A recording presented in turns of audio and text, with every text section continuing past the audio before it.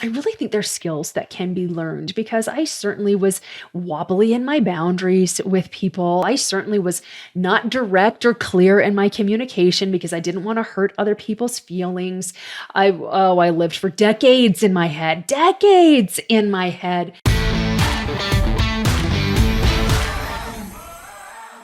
Well, hello there, prosperity seeker. Welcome to another episode of The Prosperity Approach. I'm your host, Allyson Chavez, and as always, I am delighted and thrilled and honored that you would spend your time here with me and do my best to make this worth your time, since that is the only resource that is non-renewable, right? Characteristics of a feminine leader who lives in self-love and expresses that self-love. What does she look like? What does she do? I came up with 4 different characteristics that really define a woman who is in her feminine, leading with her feminine and loving herself. Number 1, you are direct, clear, and kind. You will hold yourself accountable for how you show up, but you don't take responsibility for how others react. This one was a real big one for me. This was a skill that I had to learn. I was always very accountable for how I showed up. I grew up with the mantra, don't hurt anyone's feelings, don't hurt anyone's feelings, don't hurt anyone's feelings, which really doesn't lend to me being very powerful. It really didn't. I was so concerned with offending somebody, so concerned with hurting somebody's feelings that I would actually go the direct opposite. And I just became this real big sugarcoater and never really expressed how I felt. I would go out of my way to make sure other people felt comfortable, even though my feelings were getting tromped on. Like it was weird. It was perverted. And it was not self-love. It certainly was not expressing self-love. And I really had to lean into like being accountable for how I show up, but I needed to stop beating around the bush. I needed to be direct and clear, but also kind. And kind and nice are not the same thing. Nice has no boundaries. Nice, you become this doormat. Kind is being honest and being direct in your honesty because you care about that other person and you also care about yourself. I remember, oh my gosh, there was this one time when Jeremy hadn't like cleaned the house the way that I like the house cleaned, but I didn't want to hurt his feelings because there had been times in our past when I had expressed some disappointment, shall we say, in how a job was done, that he would say, well, I knew I wasn't good enough, and he would beat himself up. And also there were times when he would express his standard and his disappointment in how I had showed up, and I would do the same thing. I'm not enough, and you don't love me. And it was just like, it was so filled with so much drama that it just wasn't worth it. And I thought, no, I'm a queen, and I am a strong feminine leader, and I can be kind, and I can be clear, and I can be direct. Except when it came right down to it, I just kept pussyfooting around the whole topic. And I'm like, I love you and you're enough. I want you to make a story out of this that doesn't serve you. And I don't want you to be upset with me. And finally, within 10 minutes, Jeremy's like, do you just want me to clean the house better? And I was like, yes, that's what I want. And he's like, okay, no problem. I could have saved both of us all of that anxiety and all of that agony and the sugarcoating and just saying, hey, I love you. And I don't like the way that you're wiping off the stove because you're not wiping it off in the way that meets my standards. If I had hired you, I would fire you. Be kind, be clear, be direct, be accountable for how you show up, but don't take responsibility for how others react because you have absolutely no control over that. You don't know what filters they're running. You don't know what stories they're making. And I know that there have been times when I've had conversations with Jeremy and he's gone into a place of hurt that I've said that's not my intention. And that's a story that you're running. And I can't change that story for you. But my intention is never to hurt. My intention is never to make you feel less than. It's always so that we can become closer as a couple and we can be on the same page more often than not. But when I finally stopped taking responsibility for his reactions, our conversations just got deeper. They got more meaningful. They got shorter. Because I could finally freaking get to the point. But that's a quality of a feminine leader who shows self-love and who is in that self-care. All right, number 2, you don't back away from difficult conversations. You communicate with love, with grace, with compassion and clarity. And that feeds into being direct and clear and kind. But don't run away from hard conversations. Now, if you used to run the mantra of don't hurt their feelings, or they're going to leave you, this can be really hard to do at first. But just trust that only good can come of this, and that a blessing awaits you at the end of this. And this is any kind of difficult conversation. I've had to remind myself of this when I'm having conversations with my team, with my employees, certainly with my children and with my husband. But I don't back away from it, because when I have backed away from difficult conversations, it's just made it worse.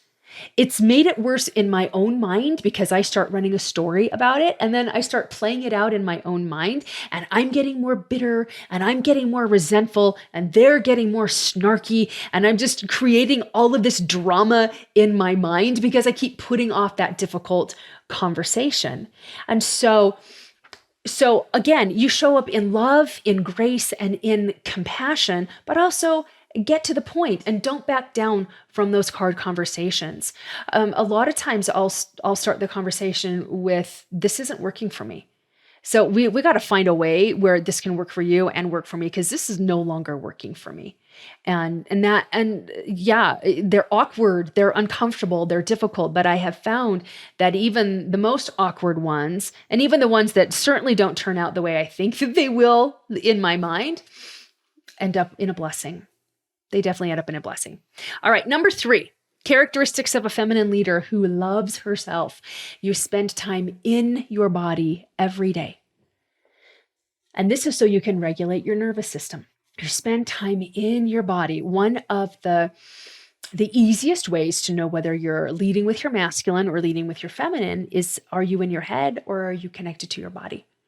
And most women that I talk to, especially women that, we've got dreams to make, we've got dollars to make, we've got lives to change, we got stuff we got to do, are completely in our heads, completely 100% of the time in our heads, and don't even know how to get in our body. I remember years and years ago, I was working with a woman who was very much dialed into her feminine. She was trying to walk me through this visualization, and she was like, we got to get you from your head into your heart. So picture this slide, and you're sliding from your head into your heart. And I'm like, okay, am I there yet? I'm like, I had no idea. I had no idea how to do it. It was so hard. But a feminine leader who immerses herself in self-love is in her body regularly. She starts the day in her body. When she discovers she's in her head, she then gets out of her head and moves back into her body, which is less difficult than you might think, but it certainly takes more discipline at first. Is simply because we're used to being in our head all the time, and analyzing and thinking and studying and researching and thinking. And that is definitely in your head. And you need to get into your body and feel your body. You breathe, you take deep breaths, you regulate your nervous system. If you're running in stress, you're in your head. Stress is a mental, I hate to say construct, but it really is. Stress happens in your head, and then it moves into your body, and then you muppet around all the time because you're frazzled and you're fractured and you don't know where to focus.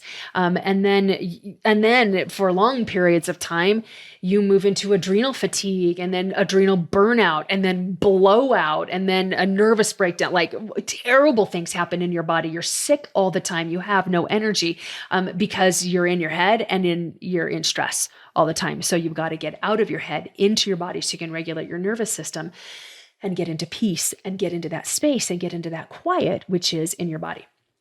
All right, number 4, a strong feminine leader who lives in self-love. If you are this woman, you don't bend your boundaries. You don't compromise your values based on who you're around. You are authentically you all the time. You're not a chameleon. People don't have to guess who you are. So I'm going to read this because I wrote these down. So I'm going to read it to you. You don't bend your boundaries or compromise your values based on who you're around. For a woman who doesn't know who she is, who's in masculine, who's in hustle, who's in grind, who's in her head, who's in push energy all the time, it can be very easy to bend your boundaries or compromise your values based on who you're around, because we become people pleasers. We get into proving energy. We get into, we run these programs of not enough. So if I just do this thing, then maybe that will make me enough. But when you really are leading with your feminine and you are loving yourself, your boundaries are very strong. Your boundaries are very firm, and you understand that boundaries are set out of love. I don't know about you, but I feel very safe when I know somebody's boundaries. I know where I can play.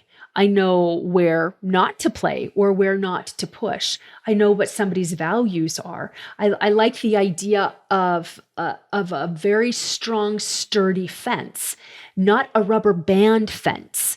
A rubber band fence, I could just hold on that rubber band and then I'm still within the boundaries, even though I've stretched it 15 feet over the boundaries. I want a very sturdy iron fence around my property or establishing my boundaries. And I want somebody else to have that as well. It makes me feel safe. I know where I can play. Like I've said that again. It's based out of love. It's based out of love and respect for yourself and for others. And others really, really appreciate it. I know I really appreciate it when I know where somebody's boundaries are and what their values are, and they don't compromise on them. It makes them authentic.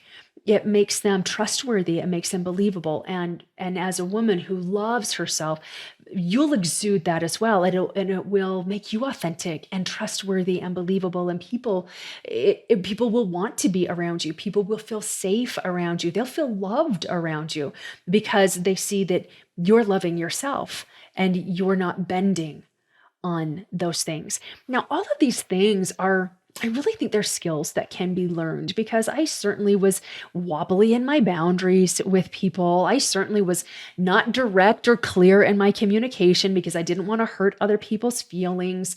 I lived for decades in my head.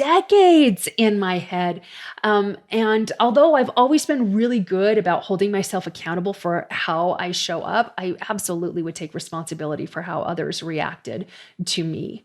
And so what I'm saying is, if these were weaknesses of mine that are now becoming strengths, if they're weaknesses of yours, they can become strengths for you too. If I can do it, you can do it, is my point. And I'm a work in progress as well. Just with everything in life, I have a propensity to get into my head because that's where it's familiar. That's what I've been taught. That's what I've been conditioned to do. And so sometimes I'll talk to my clients and there's this little voice in my head that says, Allyson, are you listening to what you're saying right now? You're actually giving advice to yourself. So how about you take your own advice? How about you eat your own medicine and eat the food that you've prepared for your clients and for other people as well?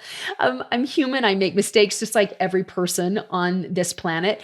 But I am trying every single day, and I am working to improve every single day. And that's all that this life is about. It's just improvement. It's about progress. It's not about perfection. It's not about arriving.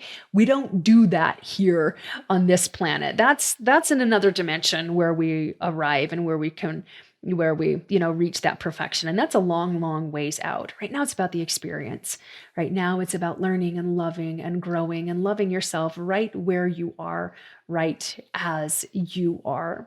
So I hope that this has been helpful for you today. If you are wanting to learn more about characteristics of feminine versus masculine, and are you more masculine than you are feminine, and do you want to lead out with your feminine and let your masculine support, I do a free masterclass on feminine and masculine energies that you are welcome to register for. You're going to go to prosperityapproach.com/feminine masterclass. It's all one word, no spaces or hyphens. And I'm looking forward to connecting with you there.